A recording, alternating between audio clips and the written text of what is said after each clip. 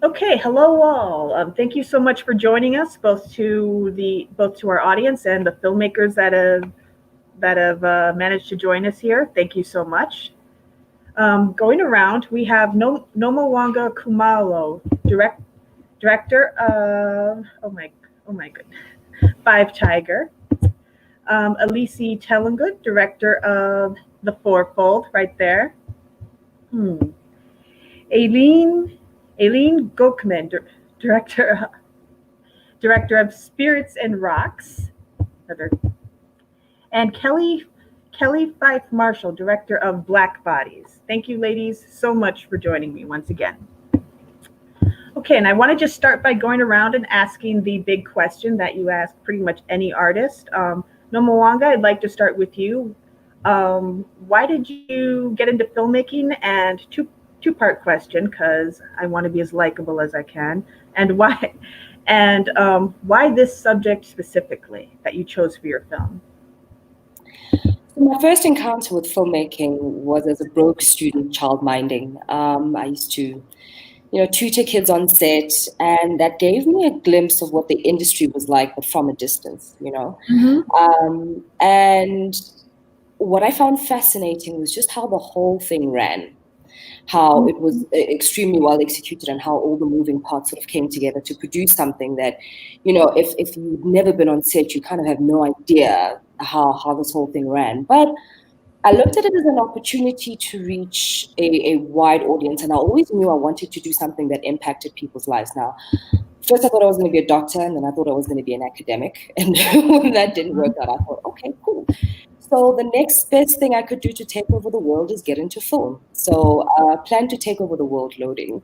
But with Five Tiger, the idea of women in society that are not given the same level of dignity as men has been something that's obviously lived with me for my whole life, And with film, I found opportunities to express that, not just from the personal point, but to give a voice to women that I felt were marginalized by culture and by society. Mm-hmm. Women prefer to be treated as invisible. And I thought to myself that if I've been given the opportunity, this is like that one chance you get a mic and, you have to say something important.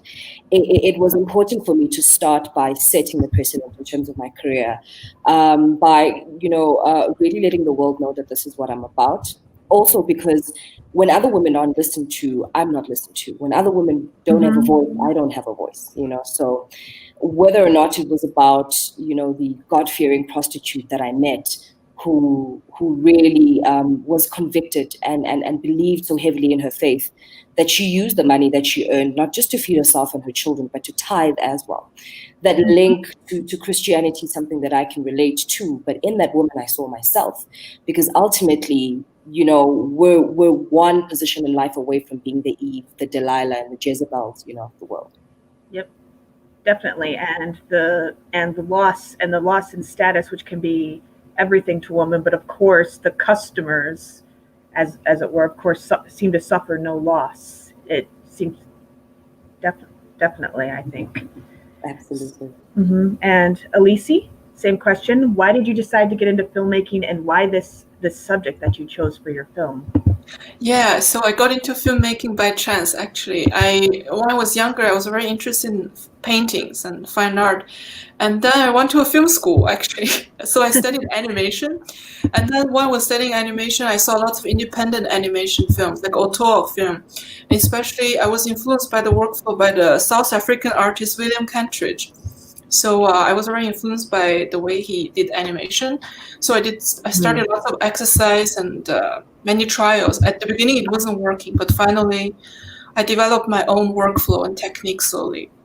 So that's why I continued in animation, and I like the fact that I could convey a message, tell a story, and then with the combination of sound, music, and voice and different elements. So so I continued.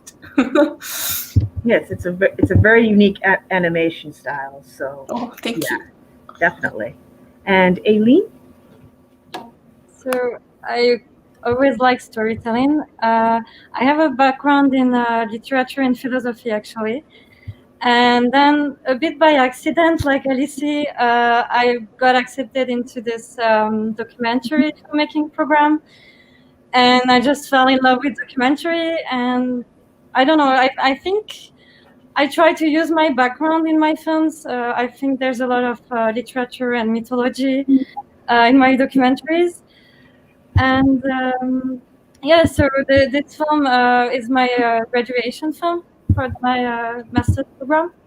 Oh, congratulations. Yeah, thanks. Yeah.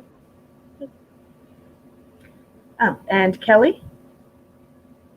Yeah, for me, I guess my family's kind of in the industry in a way. Most of my family, I was born in England. Most of my family back in England is in radio, and so I grew up in the entertainment industry. I did a lot of acting and theater, and kind of grew into where I'm at now. So it's kind of been a lifelong journey to find specifically what I wanted to do, but I've always known that this was the field. And when it comes to black bodies and the theme of black bodies, I mean, the police violence and racial violence has always been something that's been near and dear to me, especially as a black woman in the Americas, having to deal with that all the time. It's been something that's been really important to me to speak on. And I realize that with film, you have so much power. Like I always say, film is the only time people let their guard down. So it's so important for us to speak messages of healing and love and community. And so that's what I do with my films. And so Black Bodies is giving emotional intelligence, emotional experience to people that don't understand what's going on with the racial violence right now. That kind of brings me to my other question, which is the specific choices you made with your film, and of course the rest of you ladies, because the theme, no matter what the direction your films take or how they end in many cases, the theme in a lot of your shorts seems to be resilience in the face of almost unimaginable obstacles and adversity. So Kelly, I'd like to start with you. I was really curious as to why you made the filmmaking choices you did in your short Black Bodies, because you really see all this pain, the pain of death and police brutality and such at first through your black male character, and then you bring on your other character, the black woman, later. So I was wondering why you decided to take that route. So I was involved in a viral racial incident in 2018, where I was checking out of my Airbnb, and a white lady saw us and she called the police because she thought we were robbing the place. Oh. And so as a filmmaker, I filmed the experience and then I posted it on my Facebook. And by the end of the week, it had like 10 million views. And we ended up going around and doing a lot of media and press about it. And I realized like people die in these situations very regularly. And I had an opportunity to speak for people who weren't able to speak up and people that have been killed. And so for me, Black Bodies, I started like that was my way of working through that trauma. How was I able to get through that PTSD and that trauma of that experience? Because for a while, that people just knew me because of that experience. But how was I able to get through all of these things? And so I thought about all the emotions I felt in that moment. I spoke to a lot of my community and thought about the emotions that they were feeling. And then from there, made Black Bodies. So Black Bodies is based on the emotions that you feel during that time. And just hope that I could portray that and other people could understand it by watching. Well, I'm so sorry that happened to you, but I'm glad that you were able to kind of get this story out there, and that a lot of people are, well, even if they don't want to acknowledge the problem, they can't seem to get away from it now. So I'm glad that it's harder for people to ignore, at least. Yeah, definitely. I think 2020 has played a big role in that, and obviously I made the film before that, and it's so it's bittersweet that it's such a timeless movie and that people can relate to it so often. And I do hope at one point that people will be able to look back on it as historical and not something that's currently still happening. Same. And Aileen, your film also incorporates gender very seamlessly into this environmental message that you have. I was very curious as to why you decided to depict, not that women aren't, but why is it mostly virtually only women who seem concerned about the environmental damage and also very aware and contrite for their role in it in your film? Because I hope that's not something just limited to women. You mean this women praying and right? Yeah. Yeah. They seemed like very aware and not just existentially, but in their prayer itself, they were very aware that yes, we're causing this damage and we're sorry. Basically, why that? Yeah, I think that's not really how I decided to portray it. It's just the way it was when I was there. I think there was this gender separation in the way that in the fields I saw mostly men working in the fields, and then everything that was related to more spiritual questions, women were taking care of it. Yeah, so we just try to show it the way it was. That's rather beautiful that they were attempting to do that in the midst of all the reasons not to. So, thank you. And Elise, in your film, The Fourfold, I thought that was quite unique because your film isn't so much watched as kind of, it's like a stream of consciousness absorbed. And you managed to make it very specific to one culture, but it also acknowledges and kind of effortlessly folds in other perspectives and other cultures. So how did you decide to kind of go that route?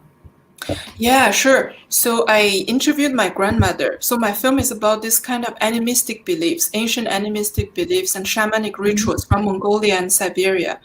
And I've seen and I heard about all this ritual as a kid. But when I grew up, I learned that, these are called animism by a Western anthropologist from the 19th century. But at that time, it was like a colonialist term. It was, because it kind of described that the Western European advanced to the highest stage of science, while the rest of the people are still like primitive and animistic. So, but later the term was like Longshan. But then in the past 20 years, with the worldwide movements of indigenous people for the protection of natural resources and the environmental ethics, the term has become like self-description. And so basically it means that stones and cosmos and trees are alive as a person. So in this way, you have respect for nature, you have respect for the environment. So so I interviewed my grandmother. I just thought that there are lots of wisdom from this ancient rituals and then how it's related to our contemporary moment. Yeah. Definitely, and that's quite interesting. I'll go into the very unique choices you made, but for now, I wanna ask Noma Wango, like, I'm not sure where to start because your film kind of encompasses so much, a lot of it very wordlessly. So why did you? I guess I'll start with the wordlessness of it. Like, it's very clear what is happening is very clear. And all the family dynamics are very clear. But why did you decide to kind of go like more the wordless route? And how did you make all the, like, just basically the situation? How did you make it wordless but spell it out? Spell it out so well, I guess. So secrecy is a big part of our culture, especially when it comes to trauma. I actually heard something interesting today about a study done with Holocaust survivors as well as, generations down the line. And scientists found that trauma changes, the DNA. And we, come from apartheid, a traumatic environment for our parents to have lived in, into, the so-called new South Africa. And there's just certain elements, fragments of the trauma that's been carried over. Unrest in the house, gender-based violence is a large issue in South Africa. We're the highest in the world in terms of our femicide rates. Our women die at the hands of men. at the hands of their lovers, at the hands of strangers. And all this trauma, somehow, is expressed through the silence. You know, we don't say much, we don't say anything, we don't voice out our issues. And so I chose to go the silent route because I felt that I needed to pay homage to that silence and to the millions of women robbed of their voices. But it was important in the story that we pay respect to the Black female body, because the sanctity, of that body. I grew up watching Black women cry a lot on TV, especially, in dramas and telenovelas. And, violence inflicted upon the Black female body was something that was seen time and time again throughout various narratives, and so it became as if it was a part of who we are, it's a part of our identity. We're going to cry, we're going to get beaten up, we're going to get hurt, we're going to get raped. And so it was important for me to keep the sanctity of her tears, to keep the sanctity of her body being violated in the ways that it is, but show, the results of that in different ways, in her interactions and time that she has by herself. And I felt that it was something that words aren't invented for the kind of pain and the kind of trauma that women like that experience. Words aren't invented yet for the kind of trauma we collectively experience. And I didn't think that anything verbal could express it enough. Mm-hmm. Thank you for that. And Aileen, speaking of silence, I wanted to ask, that you take a while before you kind of get to the people who inhabit this landscape. Why did you also decide to take the silent route and let your audience kind of absorb the atmosphere? I noticed. I wanted the audience to get a sense of the space first.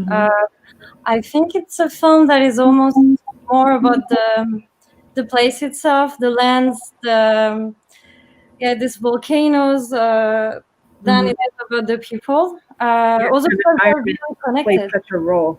Yes. Sorry. Go on. So I really wanted to show that. It's a very interesting territory because we are on an island, and people and the island itself are very connected. So for me, the island was very important. So I wanted to show it first and to give a sense of the atmosphere, and also a sense of maybe the wonder I felt there, because I was really amazed by everything I saw. I thought, it's a very special place. Different, I would say, at least for me.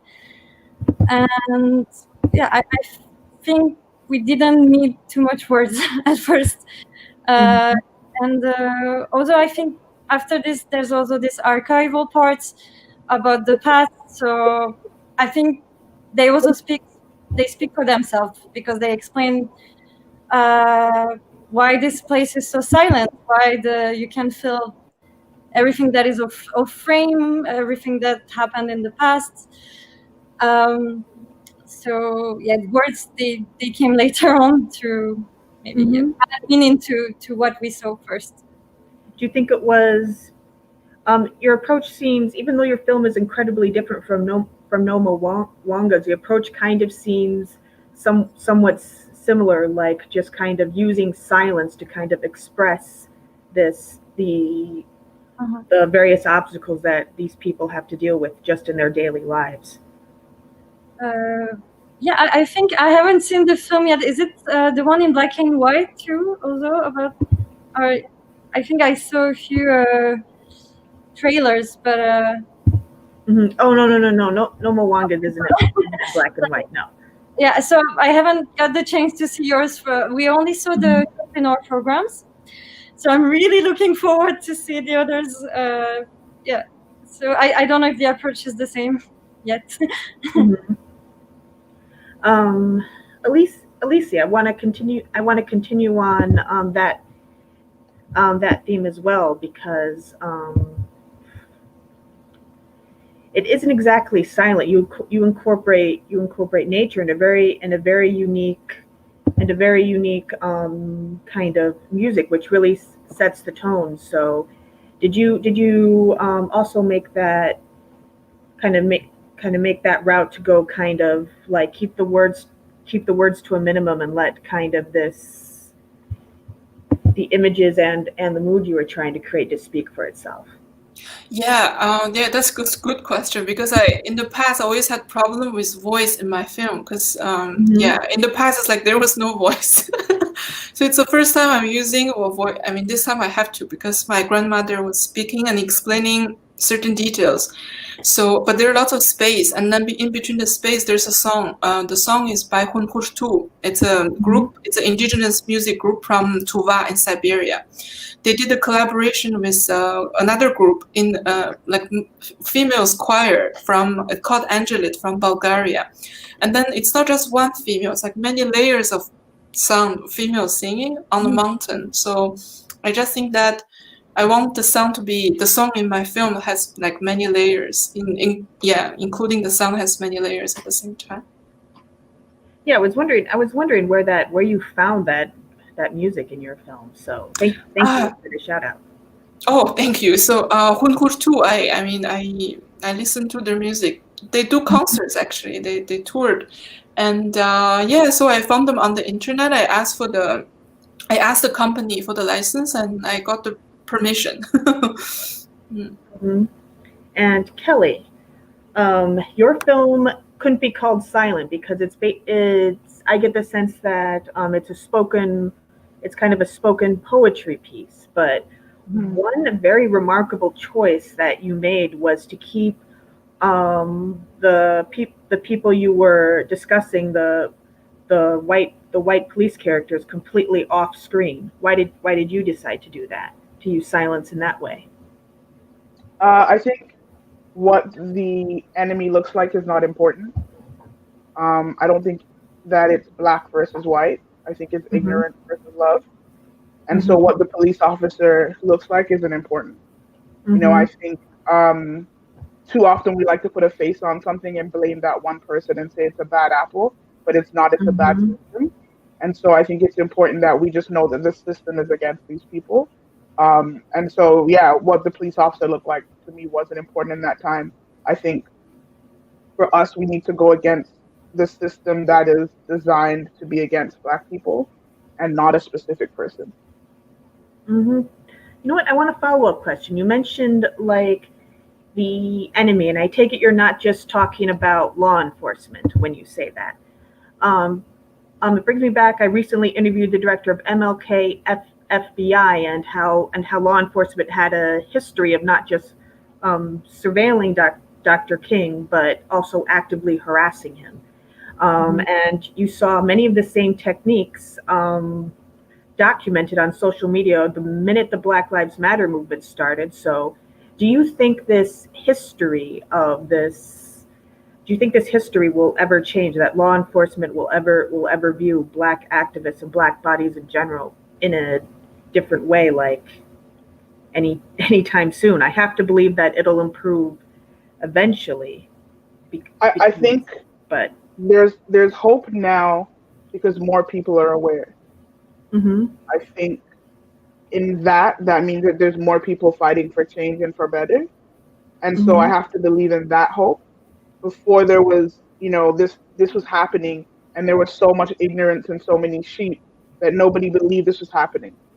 And so I have to believe in the hope now that because more people are seeing this, there's more people fighting for the right, more people fighting for right, and that more changes will happen. White supremacy roots are deep, they're far and they're wide, and it touches everybody. I'm not exempt from it, and so it's important that in these times when we're finally all realizing what's happening, we all take a look in the mirror, and if we can all change that, if we all make the ripples where we are and make the changes where we are, then the change might be small, but soon it will turn into that wave of change that we need.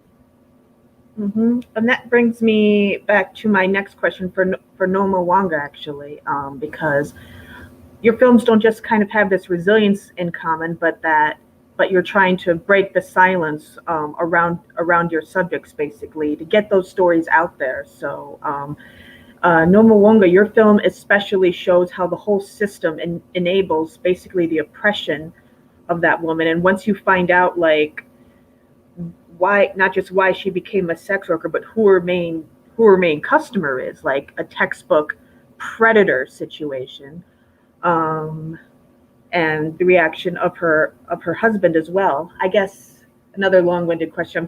I'm trying to say, what do you think people who find themselves enabling it or kind of viewing this system of oppression, that they're either helpless to change or complicit in? What do you think we can do about that?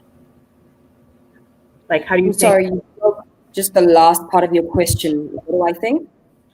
Yes. What do you think people can do to kind of break the silence around many of the issues in your film? So, Five Tiger was shot in 2019 in December, and in the middle of 2020, we had the CRL, which is the Commission for Cultural, Linguistic, and Religious Rights, have these cases brought before them of exploitative religion.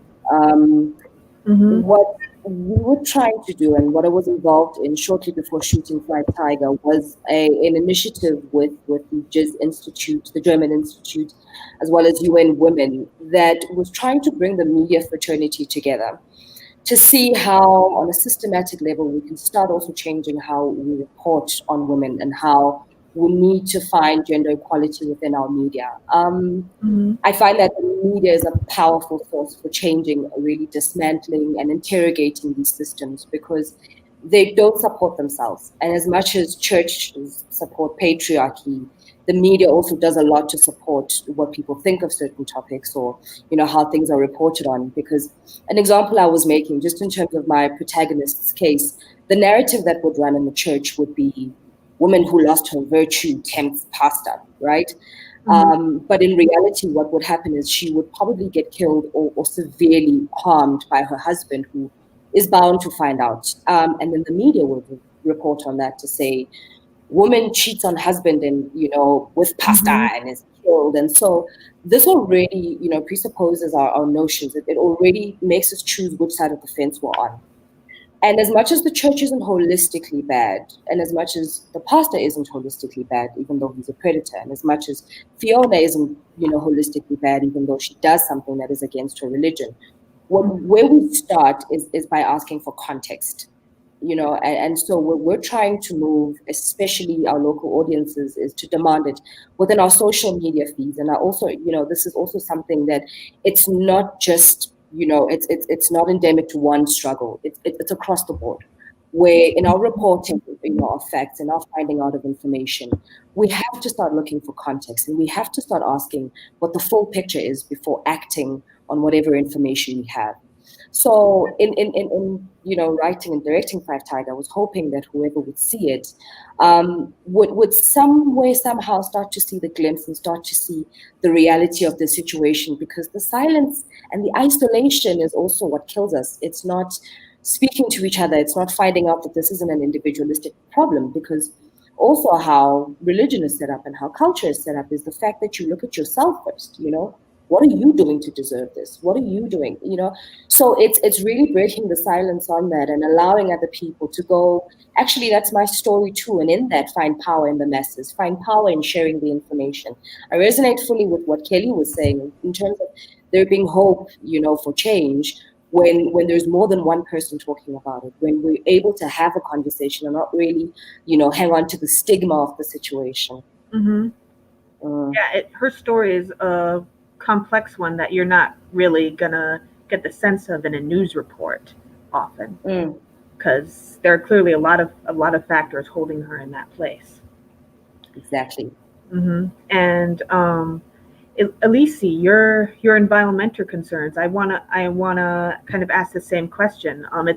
Your film seems to be a part of breaking the silence around this culture you're talking about, and the environmental concerns. What do you think more people can do to kind of help this situation?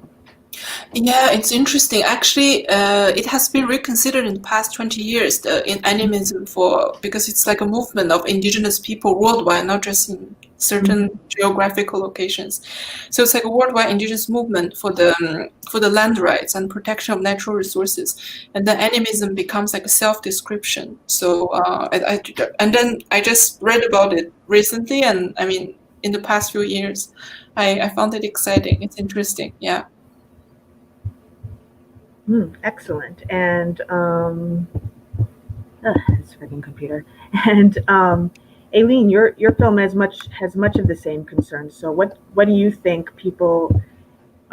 It seems like people are trying to change things. So what do you think people can do when they're kind of caught in this situation to kind of alleviate it? I think that in the case of the Azores, there's not much you can do because it's always been like this. There's always been there are volcanic islands, so it's this constant threatening situation. It's a part of their lives. It's always been so. A lot of people actually left. People emigrated, and I think the one who stay it's because, as you say, that they're very resilient. For example, I think I was very fascinated by the fact that they're using the same volcanic rocks that are really risky, that could kill them, to build houses or vineyards. I think there's really like this cycle of life related to the island. So yeah, I think they accept it, and also that they created all these stories, as we see in the film. All these natural disasters, they were part of their mythology. There are a lot of legends there, and it's also very, very present in their religious beliefs. I think it helps them to accept it. But I don't know what's going to happen because the islands are also sinking. Oh my! So yeah, That very slowly, but still. So it's they're really living in this unstable situation, and I think the future is also very unstable. Yeah. oh, so their islands are literally sinking. Yeah. Wow. Is that I take it like man-made forces play a part in that. It's hastening, but is it also natural? And I take it so it's a natural thing, but man-made forces are hastening that. Yeah, it's but it's also a natural process. Wow. Well, good luck to them, I guess. Oh wow. Kelly, same question. How can people kind of try and change this culture that kind of has caused the death of so many people? I think outside of the Black community, it's important to reflect on how white supremacy has helped you, like how being not Black has helped you to advance in life, and just reflecting in that and knowing how you benefited from white supremacy helps you navigate the world differently. You'll realize that you'll navigate being around Black folks and in certain situations very differently, and then will help the whole environment of the world. It will help you stand up for people in situations, whether it's like the media, whether it's around police, whether it's around people of authority. It will help you change the way that you see the world. And I believe that's kind of the first step, is everyone really taking this internal look at themselves and being like, how have I benefited from what's happening to these certain group of people, and how can I make their lives better? And that's what one of my campaigns that I say is make ripples where you are. And it's really just, how can you make change in your circles, in your community, within your friend circle, your family circle. If you have a racist uncle or grandfather, have that uncomfortable conversation with them, because you don't know what they do when they leave the household. And so I think it's important that we all just make ripples where we are. How do we make changes in our own circles? And if we all do that and we all try to make change in our own circles, we'll make the change that we need in the world. And that brings me on to my next question for you, and how the quote that you choose to end your film plays a role in that. The quote is, "It is important to plan for what happens after the status quo has shifted." How do we get ready for that? specifically people in the Black community, have been fighting for so long. When the shift does happen, how do we get ready for that? What does the government now look like? What does media now look like? What do these police systems now look like? What does education look like? You know, white supremacy has its hands in everything, from school all the way up. And so how do we plan for this new world that we want? It's super important that we not only fight for the things that we want for ourselves, but how can we plan for this better world? And what do we want from it? You know, we've been so busy fighting that sometimes we don't have time to reflect on what is the actual place that we want to live in? What is the ideal utopia? And so I think it's important that we get ready, you know, because the change is going to come, especially like 2020 felt so hopeful in that space. How do we continue to push to change the status quo, and how do we get ready and plan for what's next? Mm-hmm. And that's a question I also kind of want to direct toward Elise too. You also, there's a phrase that also I think indicates what you want people to take from your film, and it's that nature is the homeland of human beings. So how do you think people should challenge the status quo and kind of improve things? Yeah, I mean, yeah, for my film, I thought animism, I learned that actually it's a collective memory of human beings from long time ago. And I just started from modernity, I mean, and colonialism and all that. Slowly people kind of forgot about it in a way. So, and then there are lots of other ways of how humans relate to nature and the environment outside of this kind of Eurocentric and this Western European or Euro-American way of thinking. So let's say, for example, they consider like rocks and cosmos or trees are alive as person. And so that's my main message. I guess it's like there are other ways how humans relate to nature outside of this kind of Euro-Western thought.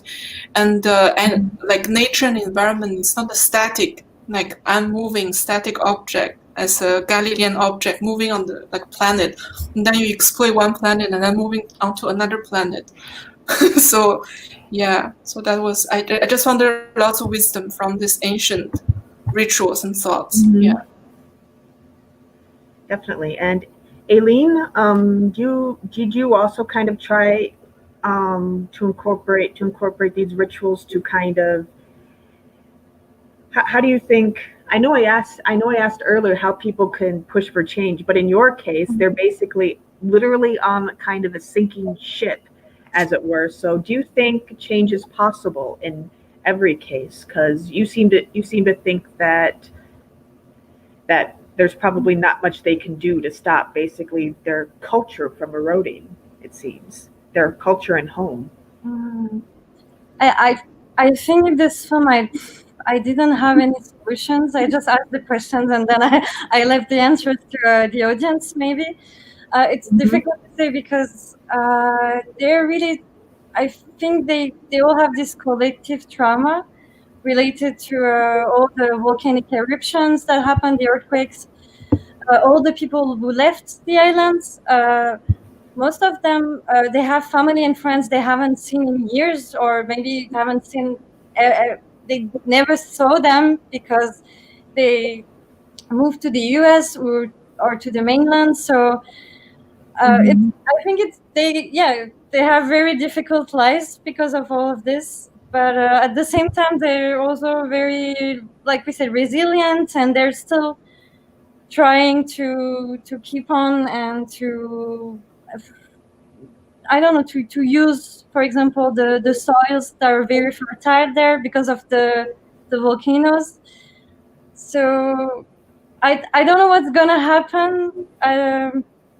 Unfortunately, I don't have any answer. I just know that I think a lot of people are gonna choose to stay there until it's not possible anymore. And I think it's something I admire, really. Yeah. Loyalty to home, whatever the home is. So that brings me to another topic I wanted to ask you all about, because the word resilience keeps coming up, but another couple words that also come up is how the past is very much alive in in pretty much each of the films you make, but also how our modern life is kind of helpful and hurtful to these characters. So, Nomo Wanga, I wanna address this question to you first. Like, in a lot of ways, modern life seems to be helping this woman, like offering a better life for her child, but also harming her because of another theme I've seen in films, this rampant, unfettered capitalism. So, do you think modern forces could eventually really uplift your characters, or do you think they're destined to kind of hold them back in a way? So, living in a country that has so many different cultures and a rich history, we often find ourselves straddling between, tradition, culture, and modernity. All of it is created by men. Capitalism, culture, religion. And so we give power to these institutions as if we're completely helpless, like we resign our power. And so often we find this tug of war between living, in modern times, making a living, feeding yourself and living up to the standards of modernity, and capitalism. And then we've got this weird hold on our culture. And because of, apartheid and what we went through, we're so frightened of erasure that we keep culture in our hand like a bird, right? But we squeeze it so tight that it almost has, like we're almost killing it in a sense. And we're afraid to let it go. We're afraid to explore it from a distance and look at it and understand what it is that we need to change, what is no longer serving us, and what we need to keep. And until we can get to a point where we find equilibrium between these two, it will always be a tug of war, not wanting to let go of the other. But ultimately, the power is in our hands. And I think that's the point of these films, making people realize exactly how much power they yield over these institutions. Thank you, and thank you for making such sense out of my rather rambling question for you. So you think there's always going to be kind of this conflict between kind of the culture that's been around and very modern forces? We change as human beings. Our world constantly undergoes change. Seasons change. So to make culture and remake it and remake it and remake it, to make these modern structures and go back to the drawing board time and time again is almost part and parcel of being alive. We grow hair, it falls out. It's as natural as being alive is, but yet we've sanctified, fossilizing certain things, and things have to be set in stone. And I guess, with tradition, it helps us, navigate the world and at least gives us some bearings. But how do we then compete with an ever-changing world? Yeah, definitely. And Kelly, this might be an especially complex question for you because a lot of modern forces, like they've exacerbated a lot of things for people of color, it seems, but it's also made it easier. Well, just like I mentioned before, it's now harder for people to ignore the problems you address in your short. So, what do you think? Modernity itself, how do you think that's going to kind of help or hurt in the future? Do you have any thoughts about that? Yeah, I think my answer is pretty similar to Namawanga. Like that was a really great way to answer that. But also specific to my film and to my themes, I believe technology specifically has really helped us when it comes to ignorance. Before, people were able to claim ignorance and just walk away from a situation. But now with technology, with media, with social media, with phones, filming, like we're not able to completely stay ignorant to this situation anymore. We're not able to completely turn away. If it wasn't for the filming of the situation with George Floyd, would there have been this wave of hope and this wave of change in 2020? And so I do believe that it's helping. I do believe, I think that it's helping to a fault. But I do think that there's hope in that because although social media has its negatives that are a lot, I do believe it's helping with community and unity. And I think that's super important. Thank you. And Elise, how do you think modernity, social media and stuff will affect the future for the topics you bring up in your film?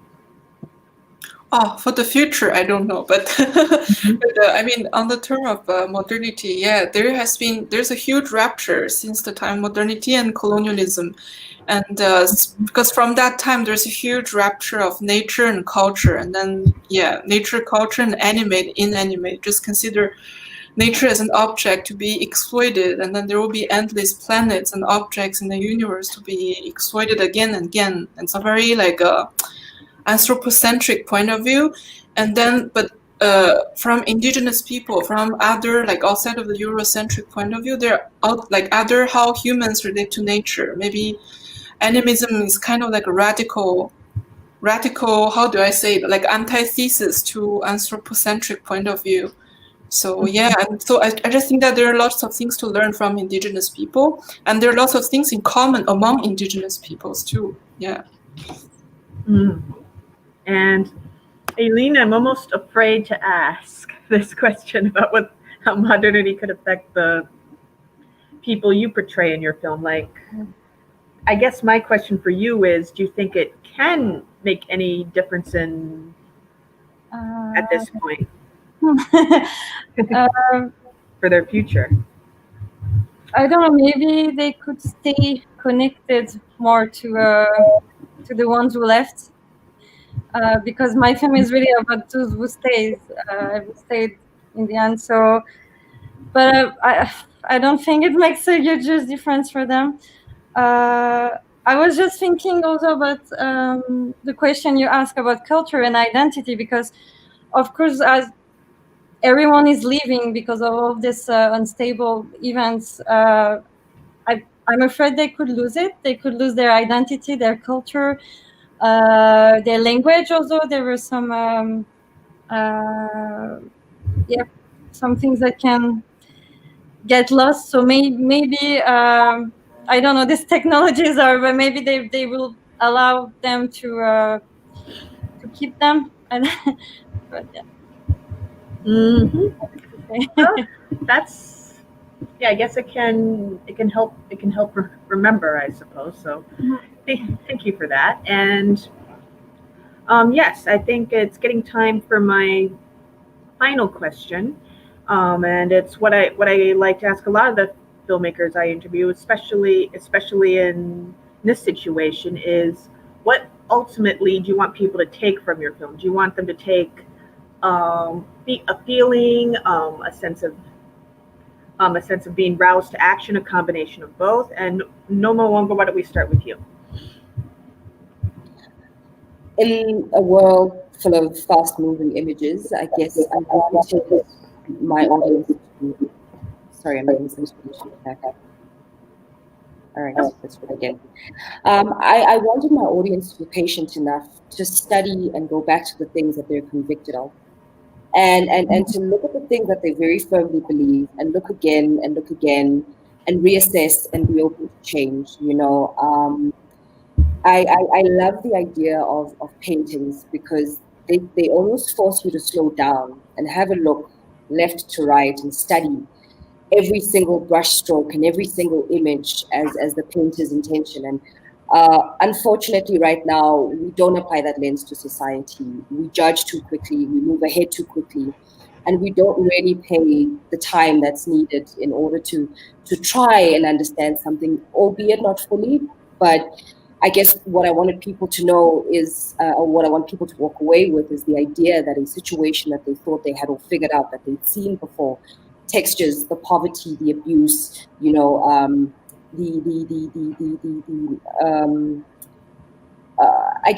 guess this woman that we thought we'd left behind, in a world of progressing women who have their own everything, that their stories still matter, and women like these still exist, and there are situations and circumstances that we're not sure of. So I guess it's paying attention, slowing down, and really having a look and understanding context.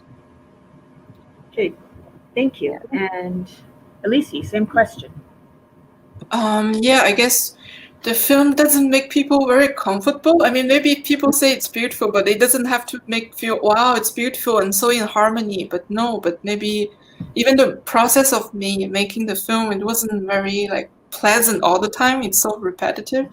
And then I hope people could take it away from the film is that so nature is not like an object, like static object to be exploited, but maybe it's even worshipped as a deity in other cultures and celebrated as home. Yeah. Mm-hmm. Thank you. And Aileen?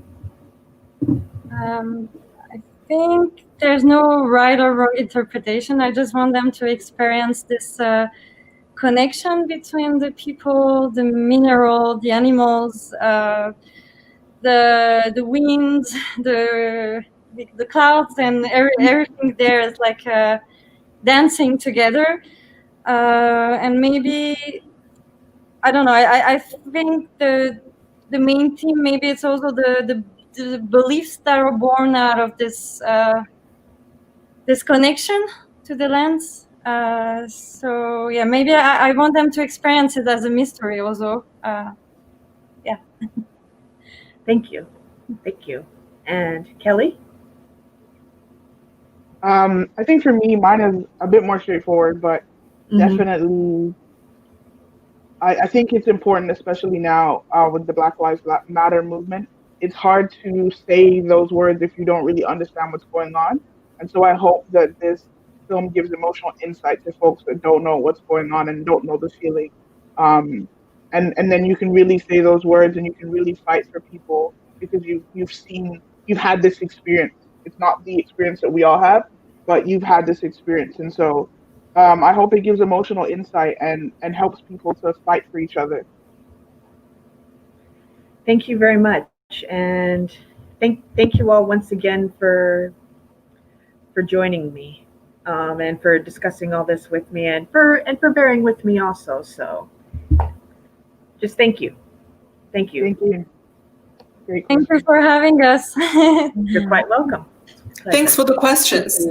You're welcome again. I gotta admit, not always my pleasure because your films were obviously not meant to make people comfortable, but I felt very uplifted by each of them in their own unique way. Thank you once again. Thank you. Bye. Bye.